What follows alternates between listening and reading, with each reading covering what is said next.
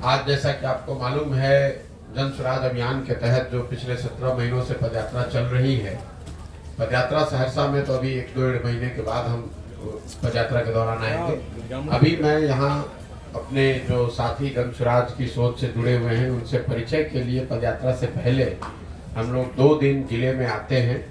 उसी संदर्भ में कल मैं सिमरी बख्तियारपुर में था और आज सहरसा में हूँ। पदयात्रा यहाँ पर खगड़िया अभी मेरा पूरा चलना बाकी है, तो करीब 20 दिन हम लोग खगड़िया में अभी चलेंगे। उसके बाद 20 फरवरी के आसपास, 20 से 25 फरवरी के आसपास मैं सहरसा में आऊँगा। जब सहरसा आएंगे तो 1 महीने के आसपास यहाँ रहेंगे। यहाँ के हर प्रखंड पंचायत में जाएंगे, यहाँ के विषयों पर, पदयात्रा के बारे में, पदयात्रा के अनुभवों के बारे में, सहरसा में जो लोग कह रहे हैं उन बातों पर चर्चा होगी। आज तो चूंकि हम सहरसा शहर में आए हुए हैं तो कुछ साथियों का ऐसा अनुरोध था कि यहाँ जो पत्रकार हैं वो कुछ बातचीत करना चाहते हैं, इसलिए मैं यहाँ पर हूँ। अभी मैं पदयात्रा से संबंधित जो मेरे अनुभव हैं 16-17 महीने के, उस पर कोई टीका टिप्पणी नहीं करूँगा। अगर आपका कोई सवाल होगा तो उस पर जवाब दे देंगे। बाकी आप जो सवाल करना चाहते हैं वो सवाल आप कर सकते हैं।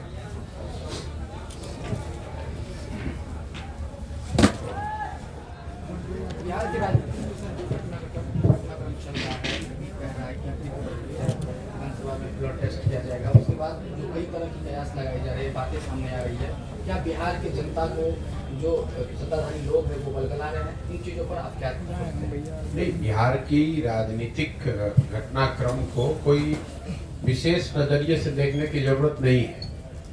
पिछले 10 वर्षों में, मतलब जब 2012 से, जब से नीतीश कुमार ने पहली बार एनडीए को छोड़ा, उसके बाद से ये नीतीश कुमार का सरकार को लेकर 7वां प्रयोग है। ये बहुत कम पत्रकारों ने इस पर ध्यान दिया है। आपको ऐसा लग रहा है कि नीतीश कुमार पहले एनडीए के साथ थे, फिर महागठबंधन में गए, फिर अभी एनडीए में आए हैं। ये तीन ही बात नहीं।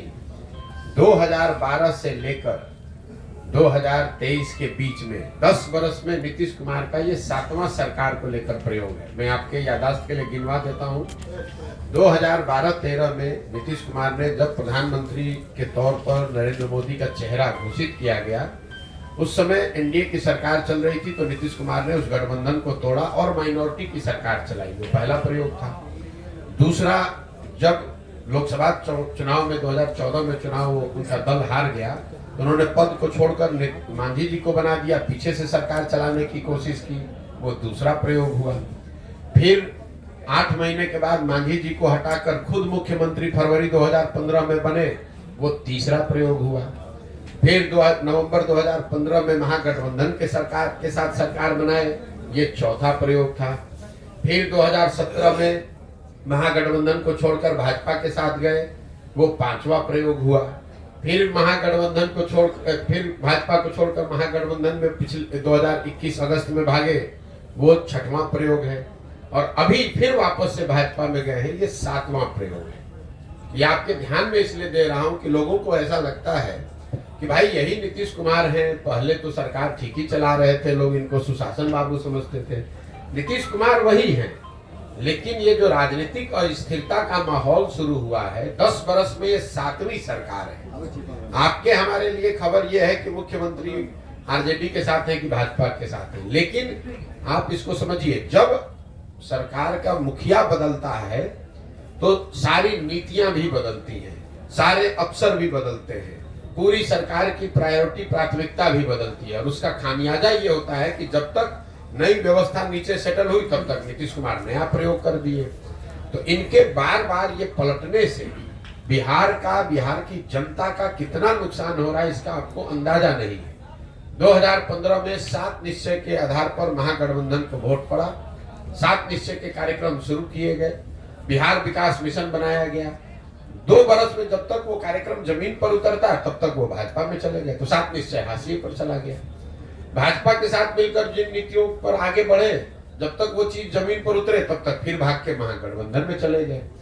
इस वजह से बिहार की जनता का, यहाँ के प्रशासन, यहाँ के लोगों का बहुत बड़ा नुकसान पिछले 10 वर्ष में हो रहा है। और इसके साथ साथ राजनीतिक तौर पर नीतीश कुमार की जो भद पीट रही है वो तो पीट ही रही है, लेकिन नीतीश कुमार ऐसा कर पा रहे हैं, इसके लिए सबसे बड़े दोषी 2 सहायक दल हैं, जो उसका नाम भाजपा और आरजेडी है।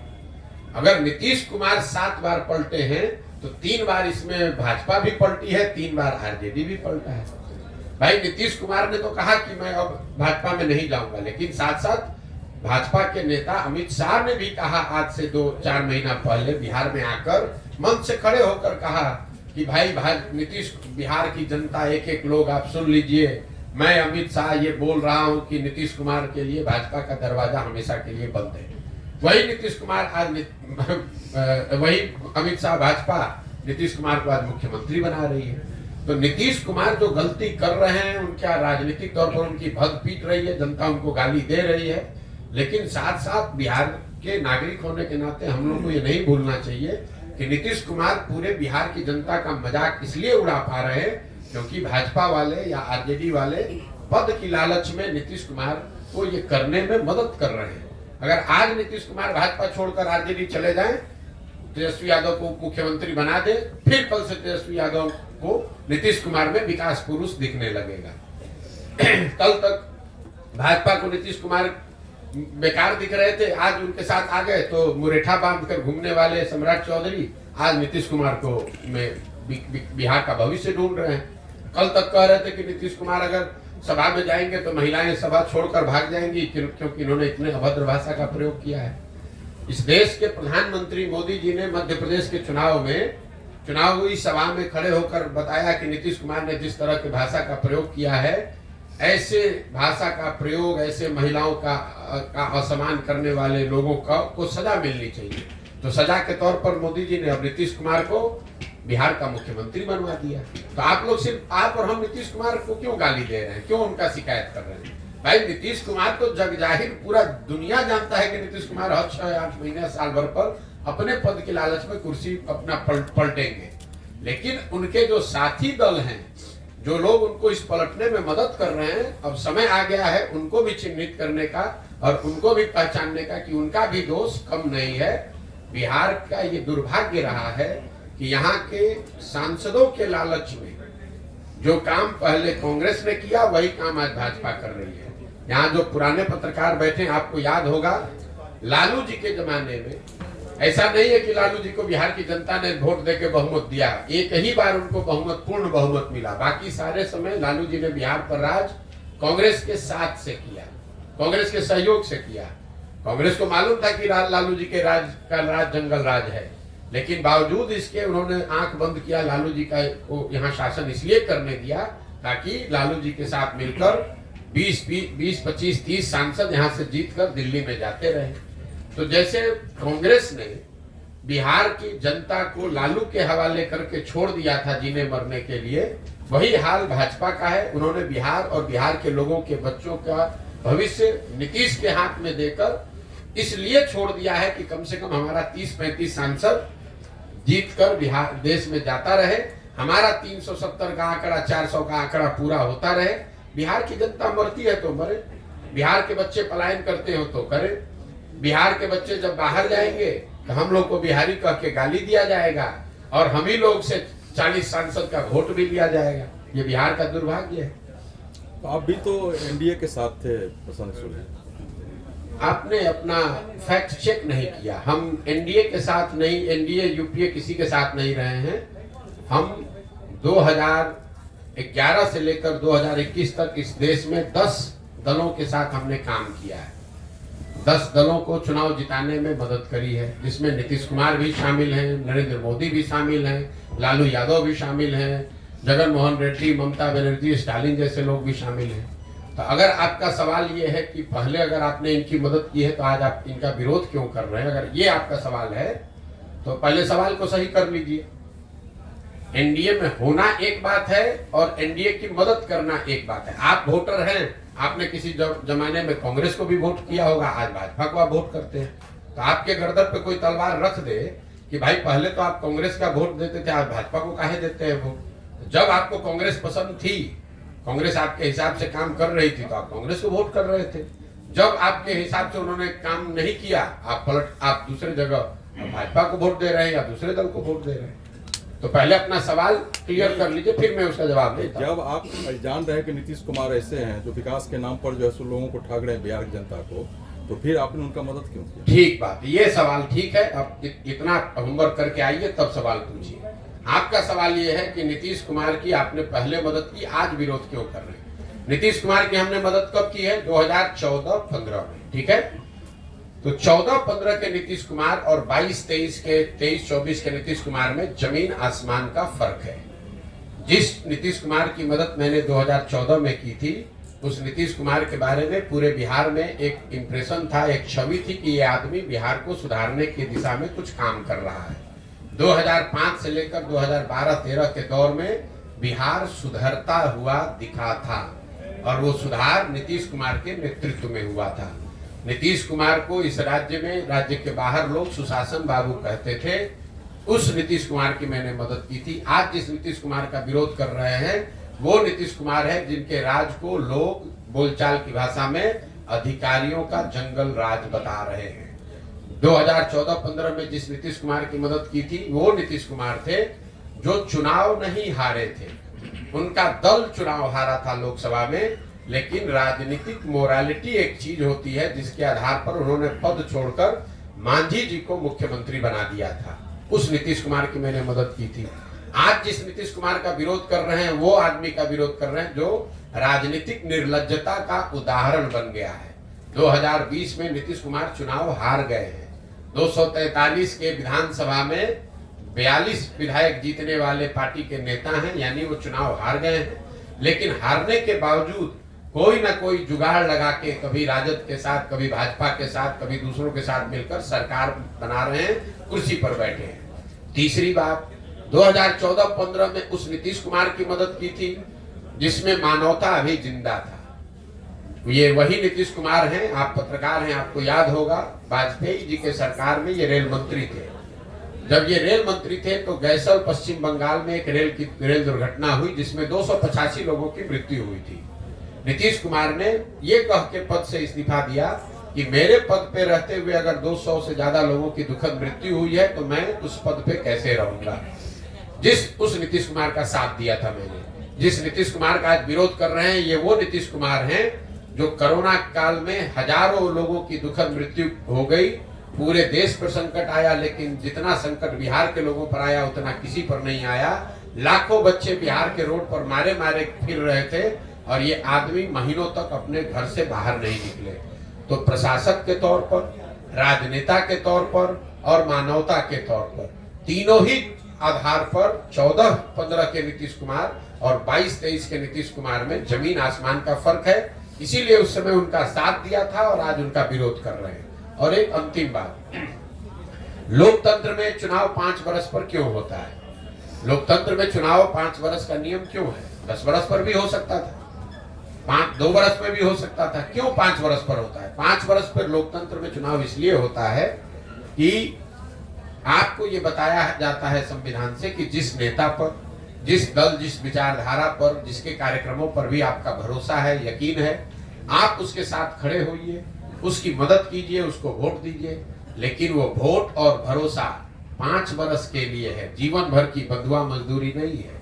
अगर आपकी बात हम मान लें तो वोटर होने के नाते आपने एक बार मोदी जी को वोट दे दिया, अब मोदी जी काम करे या न करे, जीवन भर उन्हीं को अगर आप वोट देते रहेंगे, उनके काम का समीक्षा आकलन करके अपना निर्णय नहीं बदलेंगे, तब तो आप और हम देश में लोकतंत्र ही खत्म कर देंगे।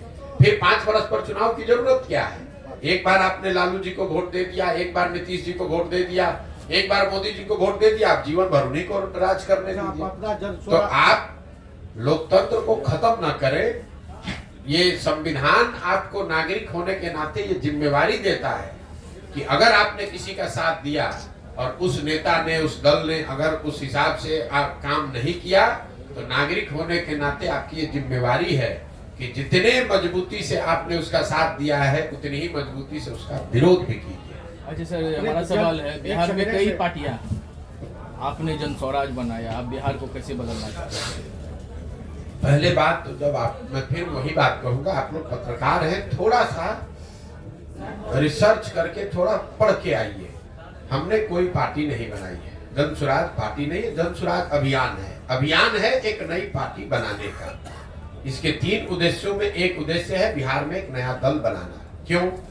इसकी क्यों जरूरत है? इसलिए नहीं कि प्रशांत किशोर चाहते हैं कि एक दल बने, इसलिए कि बिहार के में जब 2 वर्ष पहले एक अध्ययन किया गया तो यहाँ 55% बिहार के लोगों ने cutting across cast and religion caste and class, सभी वर्गों के, सभी संप्रदायों के, सभी जातियों को अगर मिला दें तो 55% लोगों ने कहा कि बिहार में सुधार के लिए एक नए दल, नए विकल्प की जरूरत है।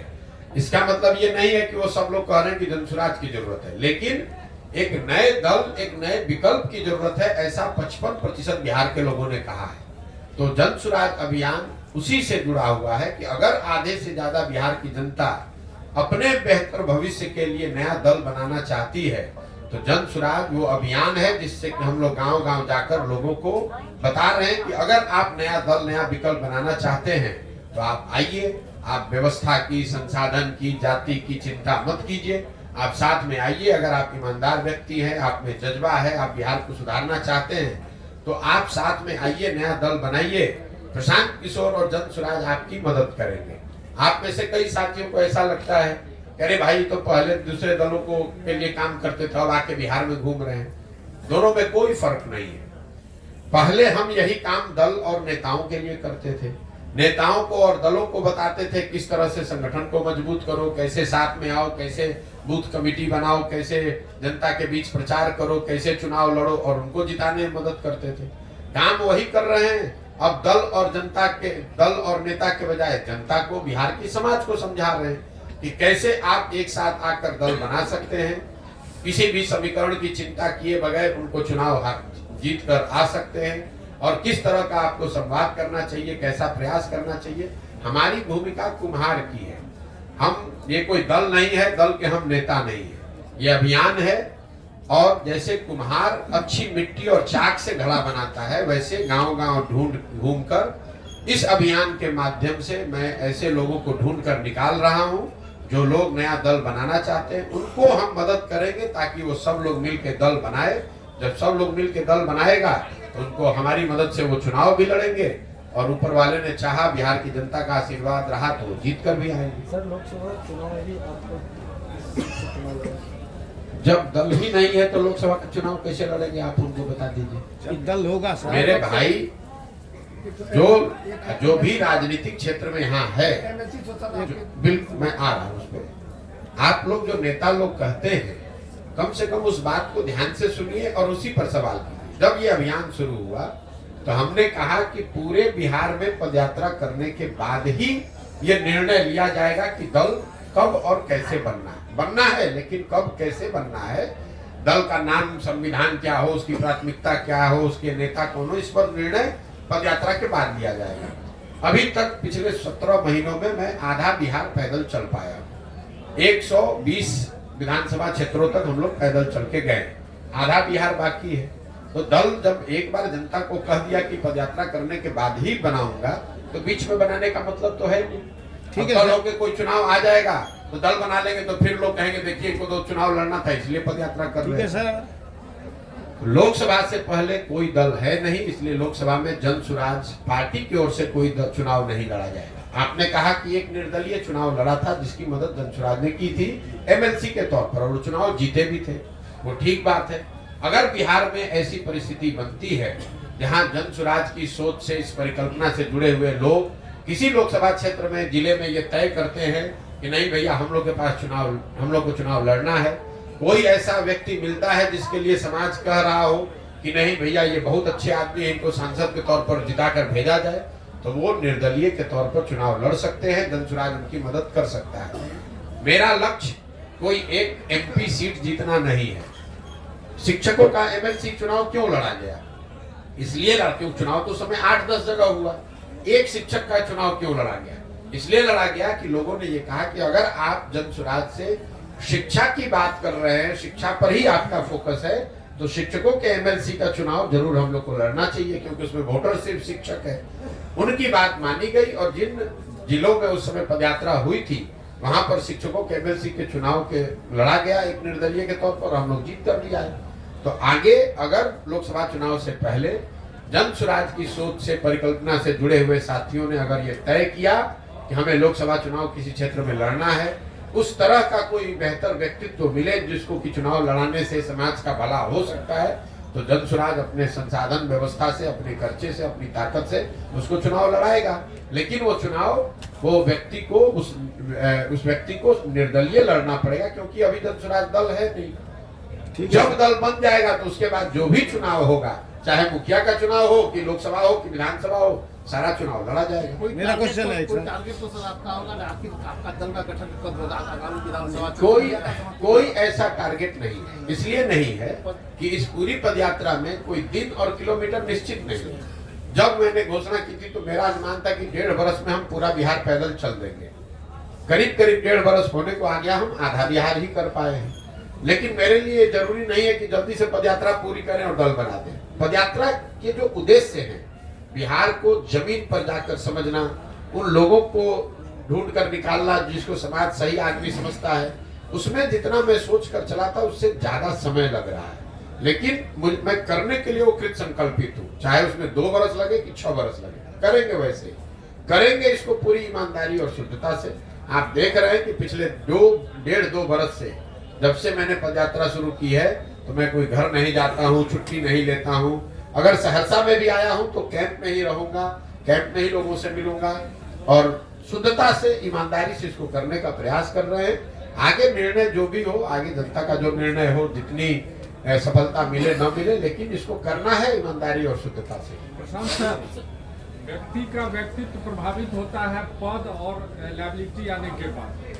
आप कैसे तय करेंगे कि आप जो अभियान चला रहे हैं उसमें आप सफल रहेंगे और अलग रहेंगे? बिल्कुल सही बात है। ये आपका जो अनुभव है कि कई लोग पद पे आने के बाद उनका व्यक्तित्व, उनका चरित्र बदलता है। इसीलिए इसके 3 शब्दों में एक महत्वपूर्ण शब्द है सामूहिक प्रयास। सही व्यक्ति हो, वो भी उसका भी व्यक्तित्व और चरित्र पद पर आने के बाद बदल सकता है। तो सही व्यक्ति हो, सही सोच हो, लेकिन उसके साथ साथ एक कोई सही व्यक्ति इसको नहीं सुधार सकता है। सामूहिकता की जो ताकत है, अगर हजारों लोग साथ में, सही लोग आकर प्रयास कर रहे हैं तो हजारों लोग ओवरनाइट उनका चरित्र बदल जाएगा, ऐसा संभव नहीं है। तो जो 3 शब्द इस पूरी परिकल्पना के आधार हैं कि सही व्यक्ति का चुनाव किया जाए, मजबूत व्यक्ति का नहीं, सही व्यक्ति का। राजनीति में कई बार मजबूत को सही मानकर उसको आगे बढ़ाया जाता है। हम लोग की सोच ये है कि नहीं, सही व्यक्ति भले कमजोर हो, उसके पीछे साधन व्यवस्था लगाकर उसको मजबूत बनाया जा सकता है, लेकिन मजबूत व्यक्ति को सही मानकर अगर जिता दिया जाए तो ये जरूरी नहीं है कि वो सही हो। तो पहली बात है कि आदमी सही ढूंढ कर निकाला जाए। दूसरा, सोच उसकी सही हो।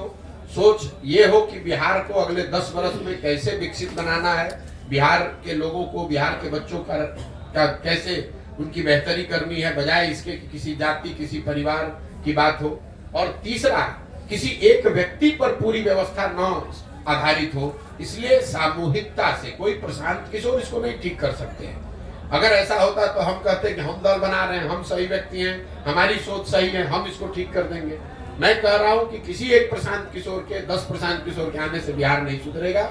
जब तक समाज से हजारों लोग एक साथ आकर, सही सोच वाले लोग एक साथ आकर सामूहिक तौर पर साथ मिलने, साथ चलने का, साथ काम करने का निर्णय नहीं लेंगे, तब तक सुधार संभव नहीं है। इसीलिए आप देख रहे हैं कि जो राजनीतिक दल बनाने में दूसरों को 1 दिन लगता है, 1 घंटे में लोग दल बना देते हैं, वो दल बनाने में ही मैं 2 साल 3 साल लगा रहा हूँ। क्यों लगा रहा हूँ?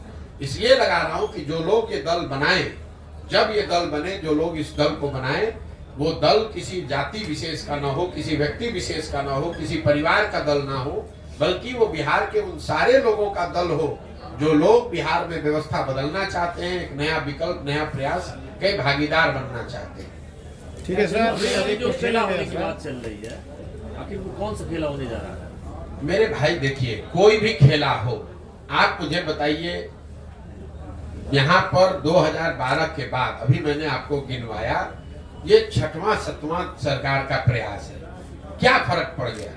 चाहे केंद्र में यूपीए की सरकार हो या केंद्र में अभी मोदी जी की सरकार है, बिहार में चाहे नीतीश कुमार महागठबंधन के साथ रहे, अकेले रहे या भाजपा के साथ रहे, बिहार में बच्चों के पढ़ाई की व्यवस्था तो हुई नहीं, बिहार में चीनी मिल तो चालू हुए नहीं, बिहार में लोगों को रोजगार मिला नहीं, पलायन थमा नहीं। तो किसी की भी सरकार बन जाए, किसी भी फॉर्मेशन में आ जाए, किसी तरह का खेला हो जाए, यहाँ परिवर्तन आने वाला नहीं है। खेला तो तब होगा जब जनता खड़ा होकर जितने खेला करने वाले लोग हैं इन सबको झाड़ू मार कर बाहर जब करेगी, तब असली खेला होगा। मेरा क्वेश्चन है सर, मेरा क्वेश्चन है, जनसुराज पार्टी या जनसुराज अगर कोई दल बनाती है, हम उसको सत्ता में लाते हैं, तो क्या वो बिहार को विकास के मार्ग पे ले जाएगा? आप जो बिहार को विकास के मार्ग पर बिहार के लोग ले जा सकते हैं, कोई पार्टी कोई दल नहीं ले जा सकता है। तो अगर बिहार के, आपके सवाल का जवाब दे रहा हूं, बिहार के सही सोच रखने वाले लोग अगर एक साथ आकर राजनीतिक लोकतांत्रिक प्रयास करते हैं, उनके पास बिहार को सुधारने का एक सही जमीन से सोच समझकर बनाया गया प्लान हो, सही लोग हो, तो बिल्कुल बिहार को सुधारा जा सकता है। अगले 10 वर्ष में बिहार को देश के 10 अग्रणी राज्यों की श्रेणी में खड़ा किया जा सकता है। ये क्वेश्चन नहीं है सर, क्वेश्चन ये है, जैसे विधायक जीत के जाता है, चाहे आपका दल हो, वो विधायक यहाँ से जीत के जाएगा, हम लोग जिताएंगे, नया पार्टी को जिताएंगे, क्योंकि सब पार्टी को दिए एक बार मौका। कोई बिहार को आज तक विशेष स्वराज का दर्जा तक नहीं दिलवा पाया। यहाँ तक कि जो भी पुराना चीनी मिल था, पेपर मिल था, वो बंद करवा दिया गया। तो हम नया दल चाहते हैं, लेकिन पर विधायक जो जीत के जाता है, वो विधायक जीतने के मेरे बाद भाई ऐसा है, हमसे घूस लेने का, सुनिए ना भाई, कोई भी काम करने पे घूस अरे लेता सुनिए है। ना भाई, आप इतने सीधे, आप और हम भी नहीं हैं कि आप इतना इनोसेंटली कह रहे हैं कि हम लोग जिता रहे हैं और विधायक घूस ले रहा है। जब आप विधायक चुन रहे हैं तो एक बार आपको विधायक बेवकूफ बना दिया, 2 बार विधायक बेवकूफ बना दिया, तो पिछले 50 वर्ष से आपको कैसे बेवकूफ बना रहा है? जहां पर लोग एक, सुनिए, आपने सवाल पूछा, सवाल जवाब सुन लीजिए। आप कह रहे हैं कि यहाँ पेपर मिल बंद है, पेपर मिल आपके यहाँ बंद है। पेपर मिल आज से तो बंद है नहीं, 50 साल से बंद है।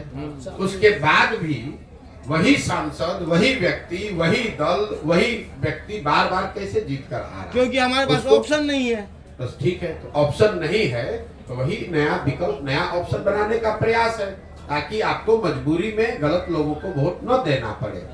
आपको विधायक बेवकूफ नहीं बना रहा है, आप और हम या तो खुद से बेवकूफ बन रहे हैं जात के नाम पे, धर्म के नाम पर 500 रुपया के लालच में, या फिर मजबूरी में हमें बेवकूफ बनना पड़ रहा है। नहीं, अभी हमको ऑप्शन मिला है, एक नया ऑप्शन मिला है। बिहार में पूर्ण शराबबंदी कानून लागू है, कितना सफल है ये, इसको किस मैं उन लोगों में से, कुछ लोगों में से हूँ जो राजनीतिक सामाजिक तौर पर पहले दिन से कह रहे हैं कि हम बिल्कुल शराबबंदी के विरोध में हैं। हमारा बस चले तो 48 घंटे में शराबबंदी को यहाँ से हटा देंगे। क्यों? इसके 3 वजह है। शराबबंदी के जरिए आज तक दुनिया में, सिर्फ बिहार और भारत में नहीं, पूरे दुनिया में कहीं इस बात का प्रमाण नहीं है कि शराबबंदी के जरिए किसी समाज का आर्थिक सामाजिक विकास हुआ है। इस दुनिया में कहीं ऐसा प्रमाण नहीं। अगर होता तो दुनिया में अग्रणी देश हैं, जो स्कैंडिनेवियन कंट्री हैं, वेस्ट के यूरोपियन देश हैं, अमेरिकन देश हैं, उस सब जगह शराबबंदी लागू होता। उन लोगों ने लागू क्यों नहीं किया? क्योंकि इस बात का कोई प्रमाण नहीं है। दूसरी बात, लोग ये बताते हैं कि गांधी जी ऐसा चाहते थे कि शराबबंदी लागू हो। बिल्कुल ये बात सिरे से खारिज करता हूं, गलत बात है, लोगों को भ्रम फैलाया जा रहा है। मैं पिछले 2 बरस से नीतीश कुमार को और उनके जो भी लोग भी शराबबंदी के पक्ष में है गांधी के नाम पर, मैंने उनको खुली चुनौती दे रखी है। अगर आप गांधी को पढ़ने का, समझने का दावा करते हैं तो मुझे एक पंक्ति गांधी जी का दिखा दीजिए, लिखा हुआ या बोला हुआ, जहां पर गांधी जी ने ये कहा कि सरकारों को शराबबंदी लागू करना चाहिए। गांधी जी ने ये नहीं कहा। गांधी जी ने शराब को लेकर, शराब न पीने को लेकर एक सामाजिक प्रयास की बात कही है कि शराब पीना बुरी बात है, नहीं पीना चाहिए, समाज को इस दिशा में प्रयास करना चाहिए। उन्होंने ये नहीं कहा कि सरकार को कानून बना देना चाहिए। इसका एक आपको उदाहरण दे रहा हूँ। गांधी जी ने कहा कि सबको वेजिटेरियन होना चाहिए, अच्छी बात है, लेकिन कल होकर अगर सरकार ये कानून बना दे कि जो आदमी वेजिटेरियन नहीं है, शाकाहारी नहीं रहेगा, सबको जेल में डाल दिया जाएगा, क्योंकि गांधी जी ऐसा चाहते थे, ऐसा कभी हो सकता है? ये तो गांधी जी के बात बताई हुई बात का डिस्टॉर्शन है। तीसरी बात, मान लीजिए कि एक बार को शराबबंदी आप लागू, कुछ उसका फायदा है भी, तो फायदा तो तब होगा जब आप शराबबंदी लागू कीजिएगा। जमीन पर बिहार में शराबबंदी तो लागू है नहीं। शराबबंदी के नाम पर शराब के दुकान बंद कर दिए गए, होम डिलीवरी चालू है। तो आप देख रहे हैं कि दुनिया भर में अमेजोन है, फ्लिपकार्ट है, आप घर से बैठे बैठे ऑर्डर करते हैं, सामान घर पे आ जाता है। तो मैं 2 वर्ष से कह रहा हूं कि जो बिहार में शराबबंदी है, ये नीतीश कुमार का अमेजोन फ्लिपकार्ट मॉडल है, जिसमें शराब का दुकान बंद है और होम डिलीवरी चालू है। अब इसका जरा आप नुकसान समझिए। बिहार जैसे गरीब राज्य में शराबबंदी के नाम पर जो ये फसाद खड़ा किया गया है, इसकी वजह से करीब करीब 20,000 करोड़ रुपया का हर साल का नुकसान हो रहा है बिहार की गरीब जनता का। और ये पैसा जा कहां रहा है? ये पैसा जा रहा है भ्रष्ट अफसरों के पास, शराब माफिया के पास, और यहाँ के गरीब जनता का पैसा लूटा जा रहा है। दूसरी बात, शराबबंदी होने से हर गांव में आप देखिए जितने लड़के हैं वो अवैध शराब के कारोबार में लग गए। उनके हाथ में कट्टा, उनके पास मोटरसाइकिल, 2-4 बोतल इधर से उधर किया, 2-4 हजार रुपया कमा लिया। और सबसे महत्वपूर्ण बात, इसमें जिन महिलाओं के नाम पर शराबबंदी लागू किया गया, सबसे ज्यादा प्रताड़ित इसमें महिला ही है। जब से बिहार में शराबबंदी लागू किया गया है, तब से आंकड़ों के हिसाब से, सरकारी आंकड़ों के हिसाब से करीब 6,37,000 से ज्यादा केस रजिस्टर किए गए हैं। करीब करीब 6.5 लाख केस दर्ज किए गए। इसमें 1.25 लाख केस अभी भी चल रहा है। और ये ज्यादातर केस, 2/3 से ज्यादा केस समाज के गरीब और पिछड़े समाज के लोगों पर किया गया है। वो लोग जब एक बार केस में पकड़ लिए गए शराबबंदी में, तो उनके घरों की महिलाएं, उनके बच्चे थाने में और कोर्ट में दौड़ रहे हैं और लोग जेलों में सड़ रहे हैं। जो पैसे वाला है वो शराब का धंधा कर रहा है, इससे पैसा कमा रहा है, और जो गरीब आदमी है वो शराबबंदी के नाम पर पुलिस प्रशासन उसको परेशान कर रही है। और जो गरीब घर के बच्चे हैं वो मजबूरी में अवैध शराब के कारोबार में लग रहे हैं। पहली बार बिहार में पिछले 2-4 वर्ष में हम लोग देख रहे हैं कि ये स्मैक और अलग तरह के चीजें शुरू हो गई, जो शराब के नाम न मिलने की वजह से। और जहरीली शराब से जो मृत्यु हो रही है वो अलग है। हर पंचायत में आपको हर 2-4 दिन में कोई ना कोई घटना ऐसे सुनने को मिलती है। तो मुझे लगता है कि शराबबंदी का सिरे से ना इसका कोई आर्थिक आधार है, ना सामाजिक आधार है, ना प्रशासनिक आधार है, ना मौलिक नैतिक आधार है। ये बिल्कुल बिहार को और गर्त में ले जा रहा है। शराब पीना बुरी बात है, सरकार को उसको प्रमोट नहीं करना चाहिए, लेकिन ये लोगों की स्वेच्छा और स्वविवेक पर इसको छोड़ना चाहिए। आपको क्या खाना है, आपको क्या पहनना है, ये निर्णय सरकार नहीं ले सकती है, ये निर्णय लोगों का होना चाहिए। आपका काम है उसको रेगुलेट करना, आपका काम है कि उसमें कोई गलती ना करे। आप जींस पहनना चाहते हैं कि पैजामा पहनना चाहते हैं, ये निर्णय आपका होना चाहिए, सरकार का नहीं, नीतीश कुमार का नहीं। पटना में बैठ के वो तय करेंगे कि आप नाश्ता क्या कीजिएगा और खाना क्या खाइएगा। इसीलिए बिहार की ये दुर्दशा इस आदमी ने करी है। ठीक है भैया, बहुत बहुत धन्यवाद। पहले तो मैं परिचय दे दूं, दैनिक भास्कर के ब्यूरो चीफ हैं। पहली बात जो आपने जो आज सहरसा में माइक दे दीजिए।